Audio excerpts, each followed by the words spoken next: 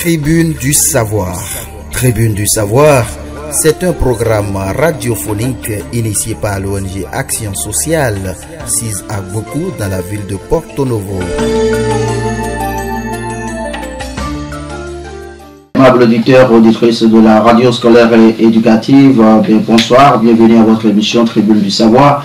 Nous sommes jeudi et vous savez qu'à partir de 17h30, c'est votre émission Tribune du Savoir qui vous permet d'en savoir plus sur l'éducation sociale et financière. Ceci grâce à l'ONG Action Sociale à travers son projet Autonomisation des adolescents grâce aux compétences de vie et à l'éducation financière. Projet rendu possible grâce au partenariat avec Aflaton International et le financement de la Loterie nationale des Pays-Bas. En studio ce soir, j'ai deux facilitateurs de ce projet, comme le jeudi dernier d'ailleurs. Ils sont là déjà avec moi. Bonsoir, Roch. Bonsoir, monsieur le journaliste. Roch Wekessi, les facilitateurs de l'ONG Action Sociale. La demoiselle à côté de lui, madame. Madame Bonon Karine. Ce sera un peu comme la suite de la dernière émission sur laquelle nous parlions d'entrepreneuriat, d'entreprise. Nous avions donc visité un certain nombre d'idées sur l'entrepreneuriat et les démarches à suivre justement pour mettre en place une bonne structure entrepreneuriale, qu'il s'agisse d'une entreprise sociale ou d'une entreprise financière, conformément aux enseignements de l'éducation sociale et financière. En studio ce soir, je vais donc m'entretenir avec les deux facilitateurs qui sont au contact de nos bénéficiaires sur le terrain. Je rappelle que nos bénéficiaires sont justement ces apprentis artisans au niveau donc des communes de Porto Novo, Adjara, Semekodi, et bien qui ont la chance et le privilège donc de bénéficier des notions d'éducation sociale et financière. Alors, Roch Wekessi, alors dites-nous, quand on parle justement d'entrepreneuriat et de la mise en place donc de toutes les composantes donc d'une entreprise, comme nous l'avons déjà discuté sur ce plateau, on parle d'une composante liée au client et il est souvent question de comprendre le client. Alors qu'est-ce qu'il en est? Qu'est-ce que vous avez souvent donc enseigné à vos apprenants par rapport à cette notion-là? Ok, merci bien. Je dirais par rapport à la question liée à comprendre le client, il faut comprendre là qu'on veut faire en réalité ce qu'on appelle une étude du marché ou, comme on le dit de façon simple, étude du terrain. En fait, cela consiste, lorsqu'on a déjà l'idée, d'accord, qu'on veut mettre en place l'idée maintenant, cela consiste à aller dans la zone où on espère implanter l'entreprise pour prendre les avis des potentiels clients sur le produit ou le service qu'on veut mettre en place dans leur zone.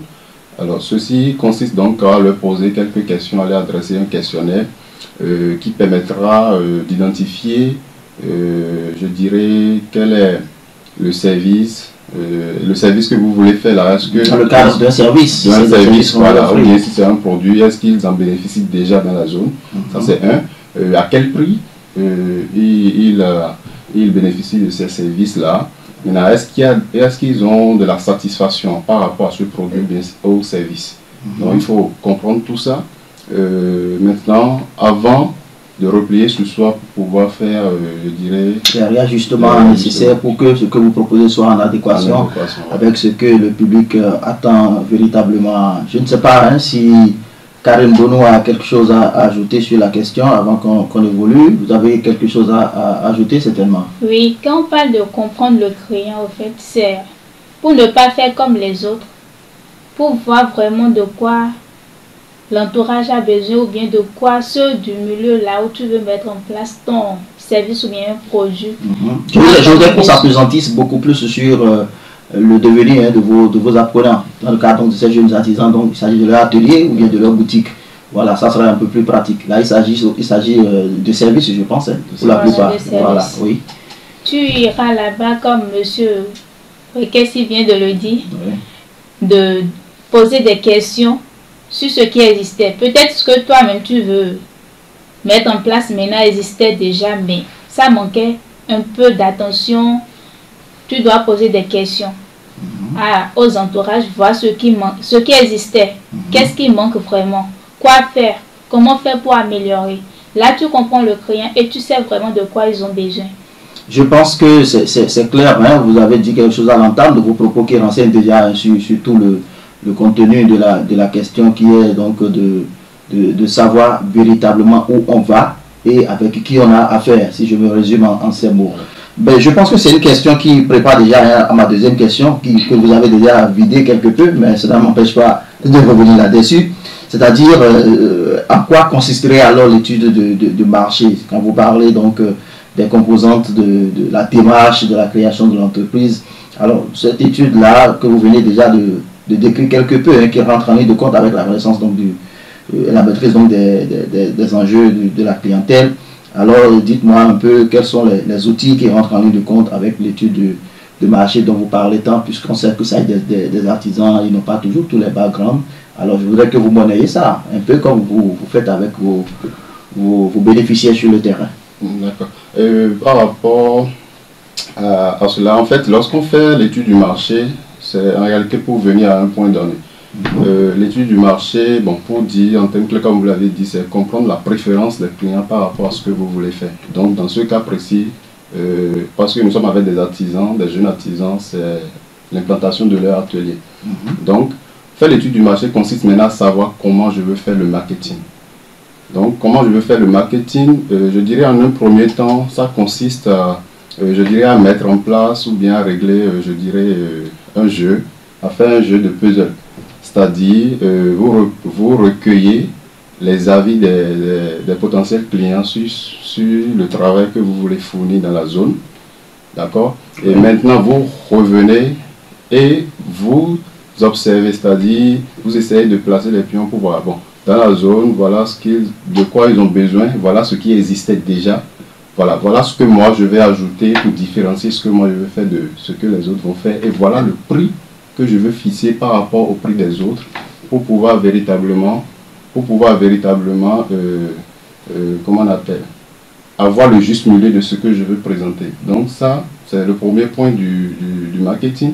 Le deuxième point, je dirais, c'est tester ce que j'ai mis en place comme puzzle pour pouvoir présenter. C'est tester, c'est-à-dire avoir maintenant l'art de convaincre par rapport à ce... On peut avoir un exemple, parce que quand je prends l'exemple des apprentis coiffeuses, apprentis couturières, qui sont pour la plupart vos bénéficiaires, eh bien, je ne sais pas comment eux, ils arriveraient à implémenter justement ces stratégies par rapport à leur métier, pour être plus pratique. Comme exemple, oui. L'étude du marché, peut-être, bon, ils ont déjà fait la formation, maintenant ils veulent ouvrir leur boutique. Normalement, là où ils veulent ouvrir leur boutique, ils iront dans ce milieu voir est-ce que ça existait. Si ça existait vraiment, qu'est-ce qui manque? Peut-être je n'ai pas la possibilité de poser des questions banalement à des gens comme ça. Je peux me rendre une fois, quand j'ai déjà défait mes cheveux, je parle d'exemple des coiffeuses. Oui. J'ai défait mes cheveux, maintenant je veux faire une autre sur ma tête. Je peux me rendre dans un salon. Là, au lieu où je veux implanter mon entreprise, ma boutique, et m'asseoir comme une cliente d'habitude, demander que je veux faire telle mèche. Bon, ils vont me donner le prix. Ils vont me donner le prix, main d'œuvre et tout. Là, c'est aussi une démarche exploratoire. Voilà. Pour voir comment moi aussi je peux faire après. Je laisse. D'accord. Prochainement, je peux encore. D'accord. Mais dans la question, c'est de savoir, ça c'est vous qui me suggérez la question, c'est de savoir si dans ce contexte, par exemple, on se rend sur le terrain, voilà, c'est une apprentie coiffeuse qui est désormais une patronne, elle veut s'installer. Quand on prend une zone, par exemple, comme le boulevard du Cinquantenaire, à Porto Novo, et elle fait toutes ces expériences dont vous venez de parler et se rend compte que vraiment l'enjeu est de taille. Par exemple, quand elle voit toutes les installations en place, eh bien, elle n'a pas encore les moyens de s'offrir, par exemple, les outils, les séchoirs, d'un certain standing et tout ça. Est-ce qu'il peut arriver que face à cette réalité, eh bien, vous recommandiez justement, je ne sais pas si vous avez eu des cas comme ça parmi vos apprenants, et que vous leur recommandez donc de se replier carrément et d'aller chercher ailleurs? Est-ce que ça peut arriver comme ça, ou bien il faut forcément trouver des outils pour s'imposer? Parce que c'est aussi ça, souvent, les choix opérés par les jeunes artisans qui veulent s'implanter Rock? Oui, je crois que par rapport à votre question, déjà avant que l'intéressé veut même s'installer, c'est qu'il a déjà fait une certaine préparation par rapport à l'installation de son entreprise. Alors lorsqu'il va sur le terrain, il constate que pour véritablement s'implanter, il constate qu'il a besoin d'un certain nombre d'outils qu'il n'a pas pour pouvoir véritablement répondre aux besoins des populations sur place. Je crois, bon, là, c'est qu'il fait, je dirais, une analyse à son niveau. Est-ce qu'il aura les moyens véritablement d'acheter tout ce qu'il faut pour le mettre en place? Et je crois dans les enseignements que nous donnons aux apprenants, puisqu'il s'agit même de parler de l'argent, de comment il faut mettre en place une idée.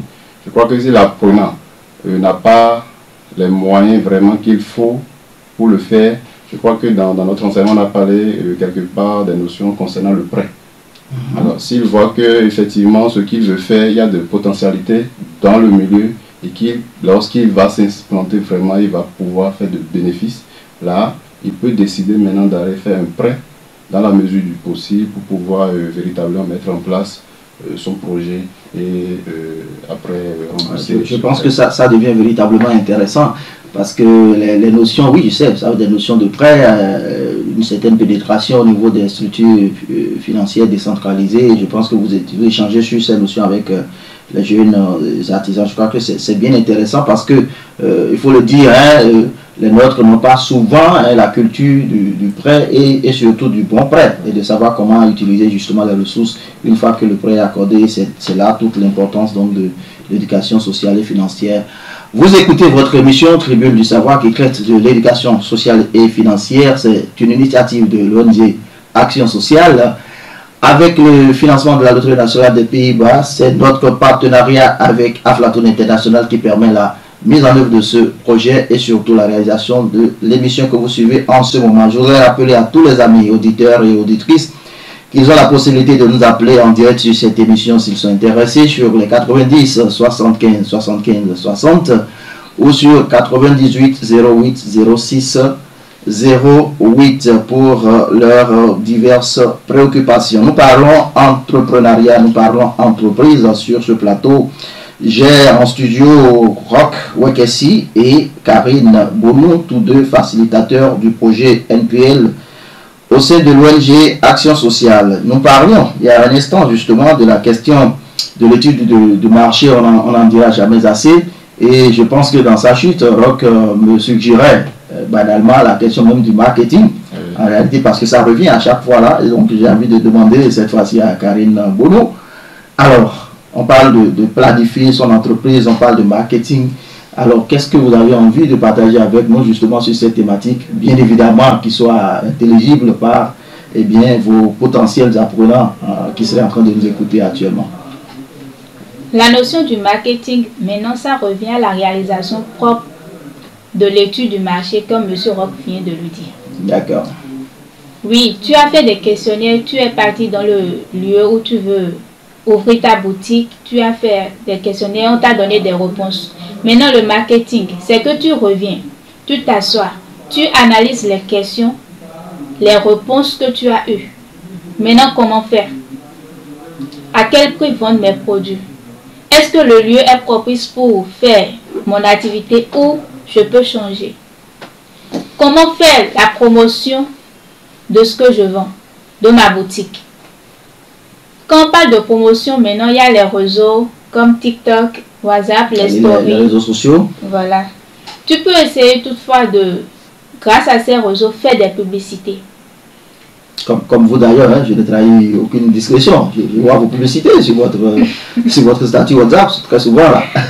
C'est vrai. Voilà. Donc par là, moi je suis tranquillement à la maison des fois. On m'appelle, on dit, j'ai eu ton numéro sur TikTok, j'ai besoin de ce produit. Là, ça me donne plus de visibilité au fait. Beaucoup me connaissent. Même je suis dans une localité vraiment loin, mais pourtant, les gens m'appellent.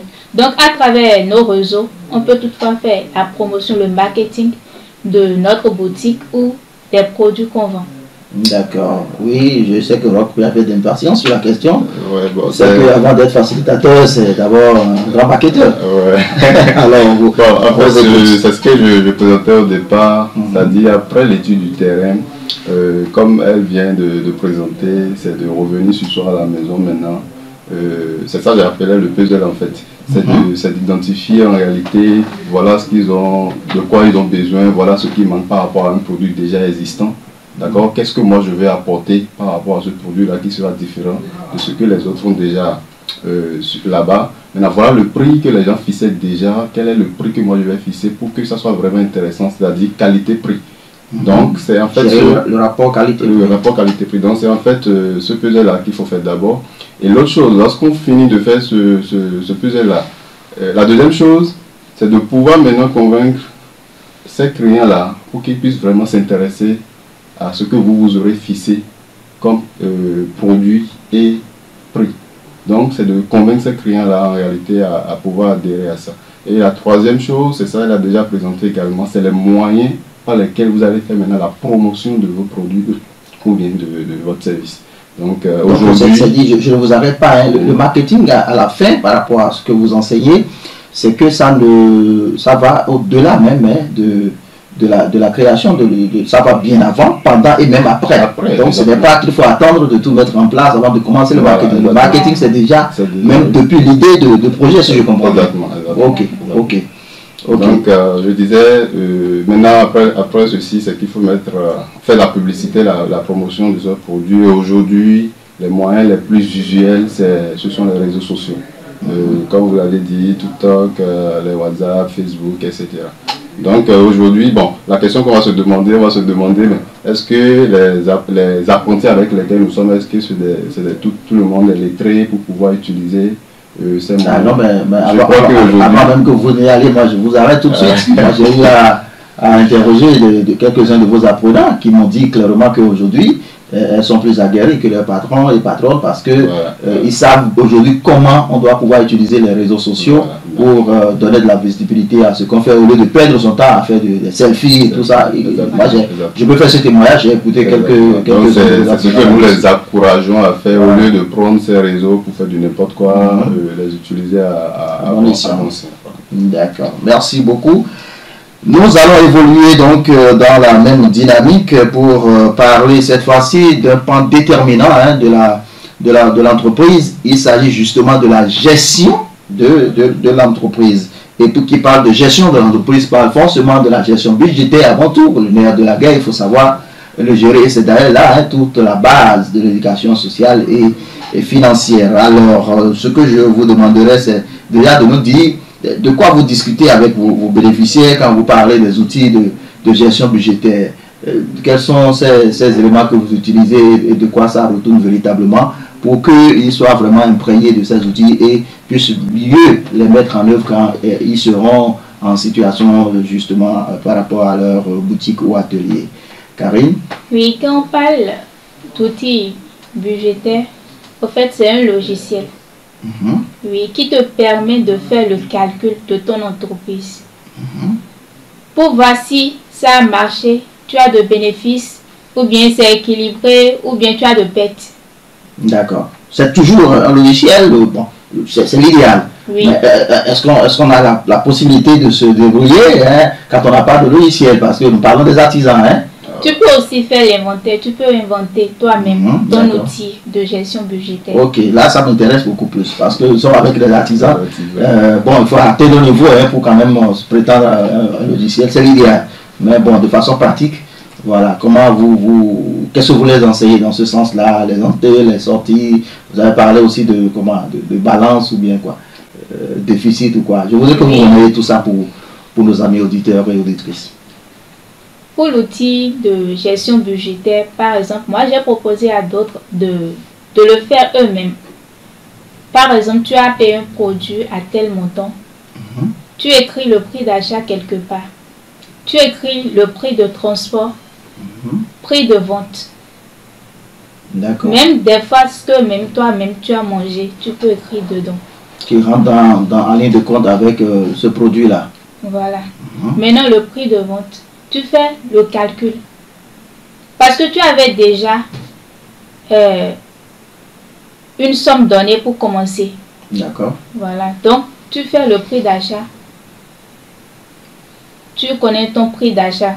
Prix de vente maintenant. Normalement, au prix d'achat, il y a l'erreur que souvent, beaucoup font cette erreur. Oui, beaucoup font cette erreur, oui. Oui. Au prix d'achat, on ne n'ajoute pas le prix de transport. Normalement, au prix d'achat, tu ajoutes ton prix de transport. Ce que tu as mangé. Maintenant, prix de vente, maintenant, le prix auquel tu as vendu le produit finalement. Normalement, tu dois aussi le savoir. D'accord. Oui. Je vais essayer de récapituler. Hein. Je dois maîtriser le prix d'achat. Et le prix d'achat devrait pouvoir prendre en compte le transport, la collation, en tout cas, tous les éléments qui sont rentrés en ligne de compte quand je suis allé chercher le produit. Et c'est tout ça, ajouté, calculé, qui constitue le prix d'achat. Voilà. Et bien évidemment, le prix de vente maintenant prend en compte la base bénéficiaire. Voilà. Donc, il y a forcément un petit quelque chose qu'on ajoute au prix d'achat pour fixer le prix de vente. Et c'est ça qui permet certainement à la fin du processus de savoir, eh bien, quand on a vendu le produit, ce qui est dégagé comme bénéfice. Bon, voilà, merci. Et évoluer maintenant. Tu peux le faire en un mois comme par année. D'accord. Oui, ça te permet de faire au fait la part des choses. Une sorte de bilan. Voilà, ça te permet de faire le bilan. Si tu as de bénéfices, j'avais déjà dit ça, si tu as de pertes ou... Maintenant, ça te donne encore la force de trouver des manières pour le faire autrement. Des stratégies pour améliorer ta méthode de vente. D'accord. Là, tu es plus à l'aise. Si tu fais ce calcul, tu vois vraiment que tu as de pertes, exemple. Tu dois te dire quoi changer, quoi retirer, quoi améliorer pour que ça puisse aller. D'accord. Alors, Roch, avec vous, moi, je voudrais que nous étions restés dans une dynamique beaucoup plus de service, je vais dire, hein, avec Karine. Je voudrais qu'on revienne maintenant, peut-être sur le service, mais en étant beaucoup plus dans la pratique. Dans la pratique. Je sais pas, de vos jeunes couturiers ou je sais pas, menuisiers, comment on pourrait donc utiliser ces outils-là et pouvoir s'en sortir. Bon, je dirais pour aller dans ce sens, dit pratiquement un peu les mêmes choses avec... Oui, je ne vous arrête pas, Roch. On a un auditeur en ligne. Bonsoir. Revenons en studio.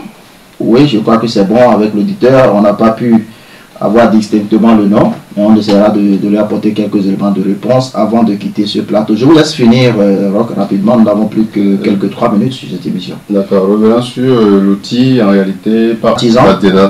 Merci. En réalité, l'outil qu'on peut leur demander d'utiliser pour la budgétisation, en réalité, voilà, oui. C'est d'utiliser, je dirais, un outil d'inventaire. Je crois que c'est ça, elle a déjà fait. C'est beaucoup plus pratique. Voilà, c'est beaucoup plus pratique. L'outil d'inventaire permet en réalité de recenser ce que j'ai payé, le prix auquel j'ai payé, en même temps d'ajouter tout ce qui va avec, c'est-à-dire transport, etc. De noter ça. Ensuite, de fixer maintenant le prix en y ajoutant déjà son bénéfice. Maintenant, lorsque le produit est vendu, je prends un exemple terre à terre, je suppose j'ai payé un produit à 200 francs et je reviens dans ma boutique, je revends ça à 300 francs. Alors lorsque je vends ça à 300 francs, en réalité c'est que je dois enlever les 200 du coût du produit lui-même, enlever ensuite le transport qui est ajouté à ce produit-là pour pouvoir véritablement venir à la boutique et vendre. Et ensuite, il faut ajouter des fois, par exemple, même si c'est sa propre santé, les déplacements qu'on a fait sous le soleil, sous la pluie, etc., enlever également. Alors ce qu'on veut dire par là, c'est qu'il ne faut pas forcément, c'est-à-dire enlever simplement sans savoir ce qu'on est en train d'enlever. Il faut que tout ceci soit bien rationnel. Vous aurez compris. Je voudrais très rapidement donner quelques éléments de réponse à l'ami Odou Jérémy qui nous appelait sur cette émission, pour dire que l'émission c'est la Tribune du Savoir, une émission sur l'éducation sociale et financière avec l'ONG Action Sociale, et que c'est donc d'éducation sociale et financière que nous parlons actuellement. Nos facilitateurs, dont 2 sont sur ce plateau actuellement d'ailleurs, eh bien sont sur le terrain et travaillent avec les apprentis artisans, que ce soit à Porto Novo, ici à Diara ou à Sevenpodi. Nos équipes travaillent justement avec ces jeunes apprentis dans les ateliers sur l'éducation sociale et financière. Cela dit, l'éducation sociale reste ouverte à toutes les sensibilités, enseignants, fonctionnaires, ministres, artisans, tout, qui voudraient avoir donc des idées sur l'éducation sociale et financière, une formation qui est aujourd'hui primordiale en matière même d'entrepreneuriat ou de tout autre exercice, même la gestion même de ses propres finances, c'est très très important. Donc nous ne faisons pas de subvention. L'avantage pour l'entreprise, c'est la formation que nous donnons et qui permet justement aux bénéficiaires donc de changer et d'être un citoyen de type nouveau, parce qu'on ne se contente pas seulement de leur apprendre comment gagner de l'argent, on leur apprend aussi comment vivre en société et équilibrer tout ceci entre les rapports sociaux et les rapports financiers. Chers amis du bout des ondes, nous sommes pratiquement au terme de cette émission. Je permets en 10 secondes à nos invités de dire le mot de la fin. Karine. Je remercie vraiment l'ONG Action Sociale pour cette initiative et puis à Aflatoon International. Notre partenaire. Oui, il donnera vraiment le développement. Merci beaucoup. On vous aura compris. Nous sommes pratiquement à la fin. D'accord. Je voudrais aussi remercier l'ONG Action Sociale pour tout ce qu'il fait sur le terrain par rapport à ces jeunes adolescents, surtout artisans, de leur donner ces enseignements-là promus par Aflatoon International. Merci beaucoup. Merci à Jean Jaurès, à Yadoku pour le soutien technique. Merci à l'ensemble des équipes aussi bien de l'ONG Action Sociale que de la radio scolaire et éducative. Tribune du savoir, c'est tout pour ce jeudi. Merci de nous avoir suivis. À jeudi prochain. Tribune du savoir. Tribune du savoir, c'est un programme radiophonique initié par l'ONG Action Sociale, 6 à Boku dans la ville de Porto Novo.